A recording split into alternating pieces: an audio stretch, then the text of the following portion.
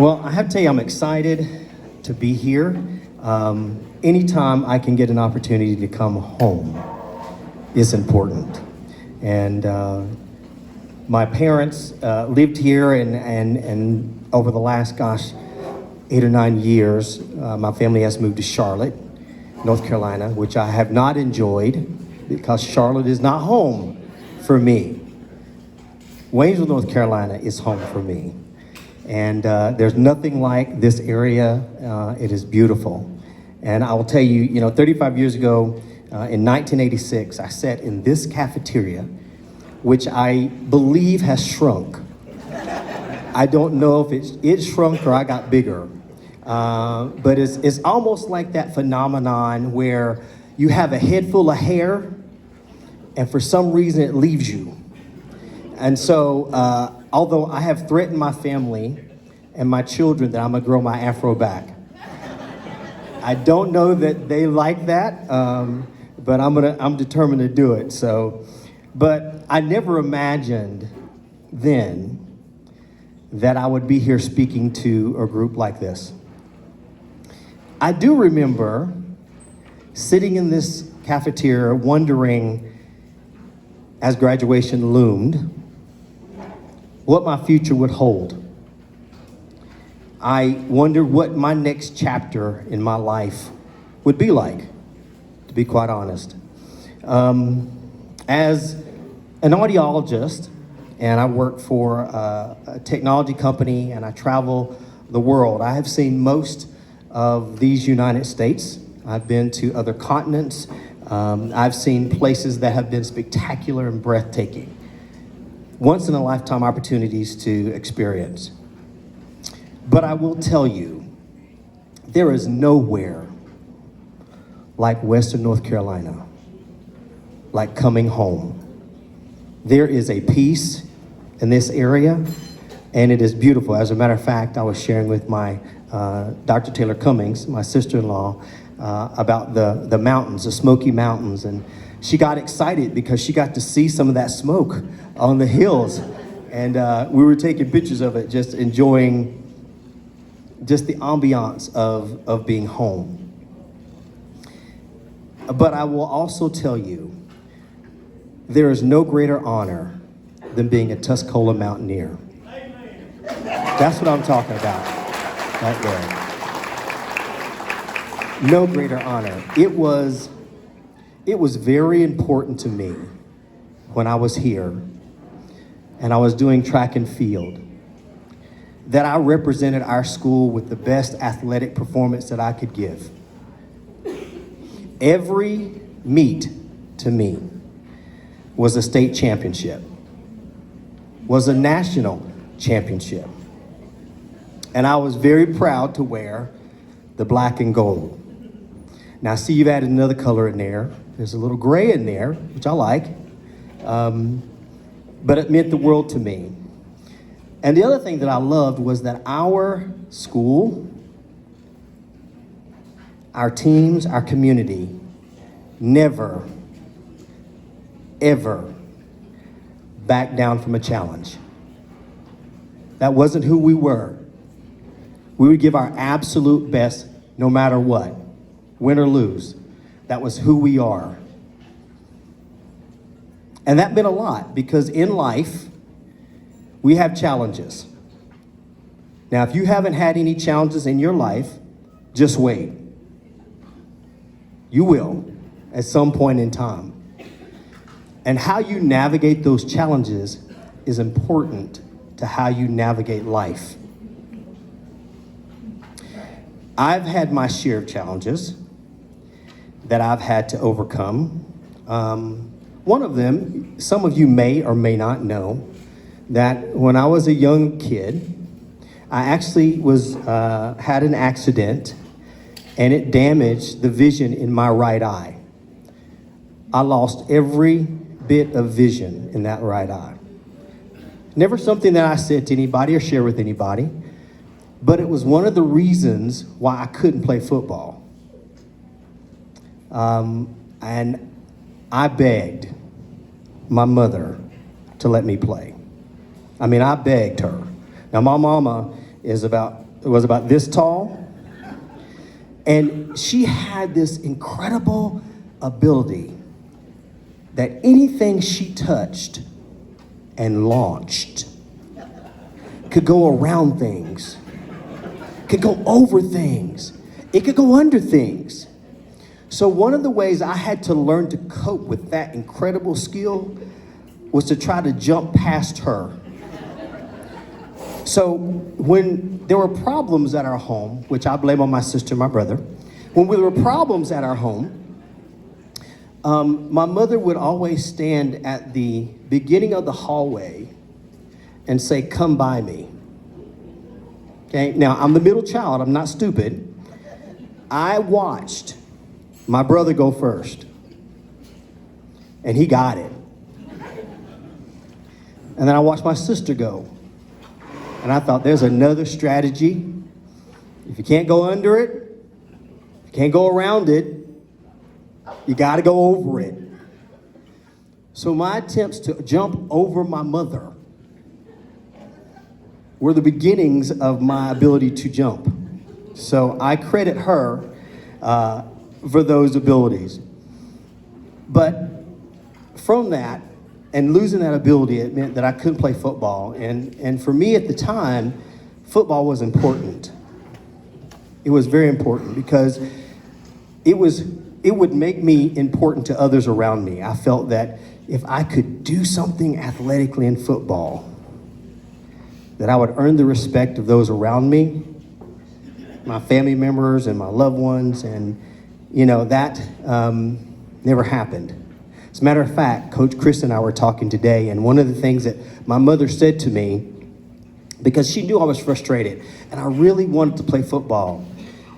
So I was sitting in our living room, and she came in from work, and she saw me, and I was frustrated. I was mad at the world, angry at life, because I felt it was very unfair. And so I'm sitting in the living room, and my mother comes in, and she looks at me, she says, "Hey, I want to talk to you for a minute. Why don't you come into the kitchen and sit down?" And as I got up, I panicked because I kept thinking, oh my God, what does my mom want to talk to me? She wants to talk to me about the birds and the bees. Oh my God, oh my God, oh my God, oh my God. Please don't let it be the birds and the bees. Oh my God, oh my God. So we came into the kitchen, I sat down, and I said, "Mom, if this is about the birds and the bees, I already know. Can we not have that conversation?" And she was like, yeah, okay, we're not gonna have that conversation. But she said, you are very talented. She said, "I know you can't play football because it's too much of a risk. But she said, you have your family that loves you. You love music. And she said, if there's not anything in the world I know that you can't do is run fast and jump." She said, "You know what? Why don't you run track?" Then in my mind, I said, "Run track? Run track? Are you kidding me?" I said, "Mom, have you seen the shorts that they wear? They're like Daisy Dukes. They're like at the belly button level." And of course, with her encouragement, I went out and ran track, and things began to change. And so from that point on, I began to think, maybe I am worth something. Maybe I can achieve something. Even being told that I wouldn't be worth anything, and even being told that I would never succeed in college. And I will tell you that even now, after finishing my bachelor's degree and my master's degree and my doctorate degree in audiology, I still have patients who refuse to get treatment from me, even though I'm qualified, because of the color of my skin.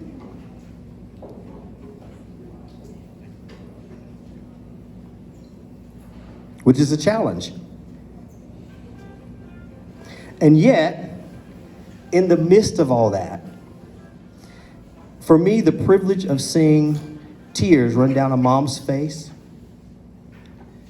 because I helped her 8-month-old baby hear her voice for the very first time.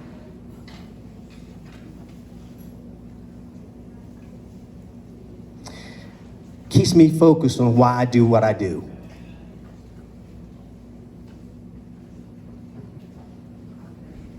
I help improve the quality of life of others.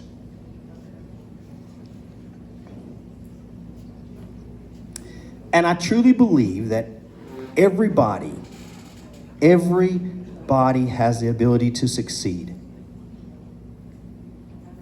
All you need is really 3 things: the right mindset, passion for what you want to do, and determination. Being persistent, believing that you have what it takes to be great, and putting in the repetitions required to get better is important. There's a lot of books out there talking about the brain, and one of the things I love talking about is music and the mind and music and the brain in what I do on a day-to-day basis. And there's a lot of research out there that talks about repetition versus talent.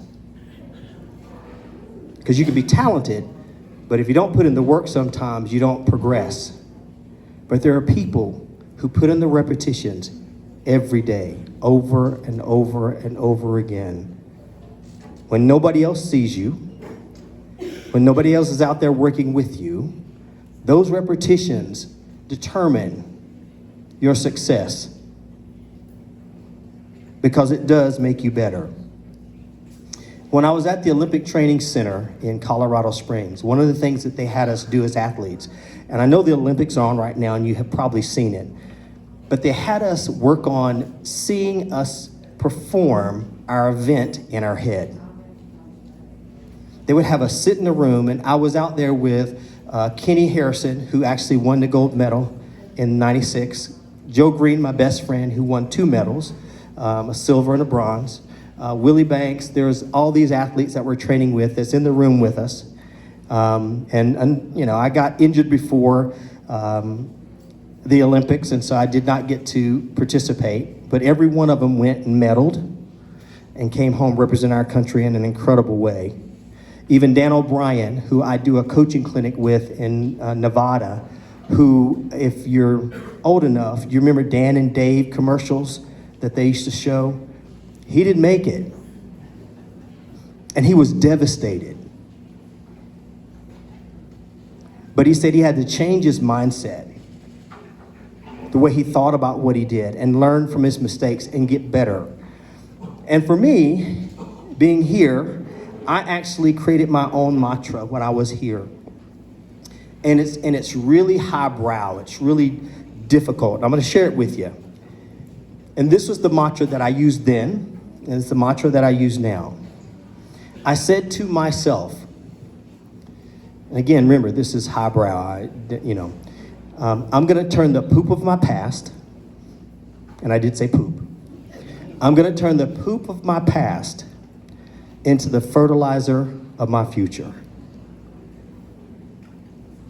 And what I would encourage you is, don't ever let your challenges stop you. Instead, use them as a means to push yourself forward.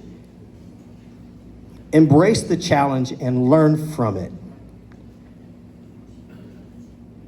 Don't even look at your mistakes as mistakes. And I know it's hard to see the good out of bad things, but you can get stronger and you can evolve if you just take those things, embrace them, and learn from them. You might have fallen. You might have even failed at attempts that you tried to do 100 times. But don't quit. Don't stop. And don't be afraid to fail. Because if you're afraid to fail, then you won't try hard enough. The trick is to fail forward. and use that experience to succeed the next time around. Never stop pursuing excellence in what you do, even when it looks like and feels doubtful. Work like it all depends on you, and then pray like it all depends on God. I believe that if you do that, that God will take the poop of your past and turn it into the fertilizer of your future. So as I wrap up, I'd just like to say a few special thank yous to many of you who are in this room, who supported and stood by me as I navigated life as a young man in this community. I want to personally thank Dennis Hefner,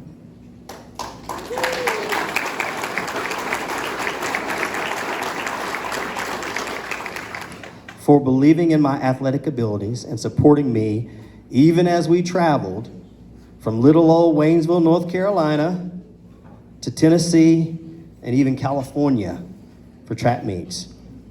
Thank you, Coach. I appreciate it.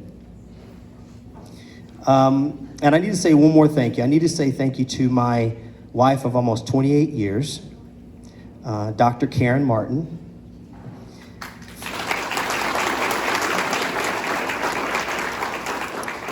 For standing with me, always believing in me and supporting me, even as you worked very diligently to complete your doctorate. I love you. We have 2 children, but they consider me the third for some reason. I don't know why. I have told my daughter many occasions when I'm supporting her, and she calls Karen. She doesn't call me Dad. She calls me by my first name. She'll say, "Mom, James is bothering me." Like I'm her brother or something. I'm like, "I am your father. You call me Daddy. You hear me? You better call me James." So anyway, lastly, I'd say, I don't know how important faith is to you, but for me, there's one scripture that has given me strength and hope throughout my life. And it's Romans 8:28.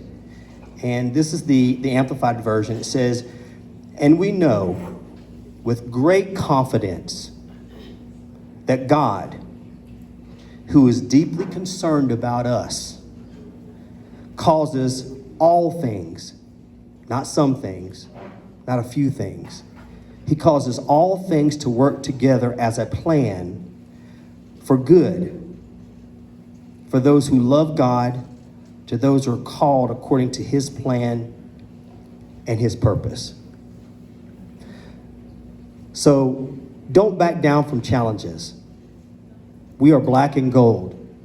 That's not what we do. But take them and learn from them, and take those mistakes. And if you have any poop from your past, let God turn it into the fertilizer of your future. Thank you.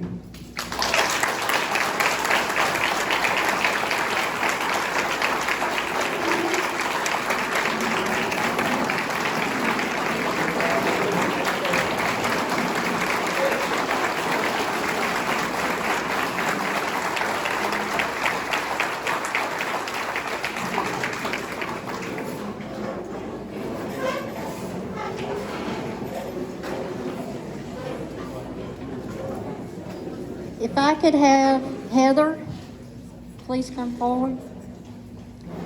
Rhonda.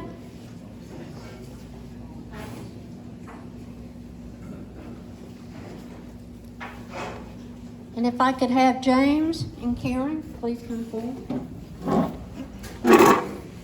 I didn't do it. I'm just saying. Yeah, I did exactly.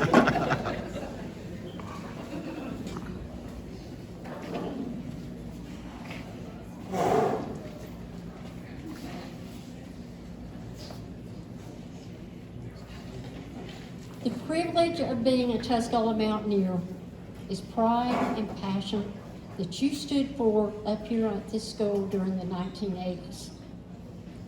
You're back here at home tonight, and you mentioned the mountains of Western North Carolina.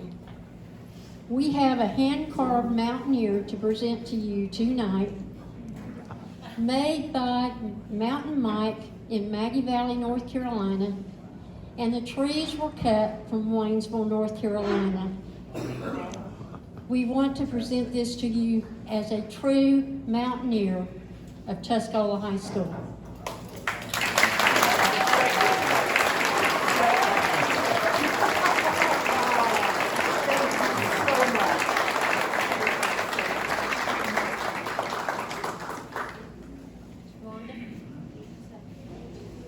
Also, we have a plaque that the Big T Club would like to present to you, and if you will read it, Rhonda.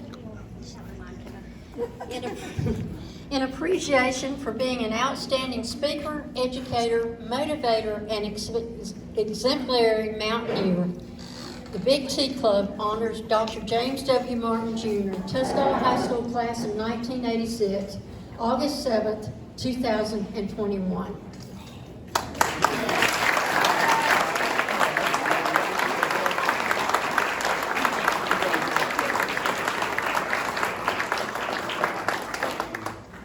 Wow, thank you. Wow, appreciate it. Thank you for staying with me. Yeah, thank you. Awesome.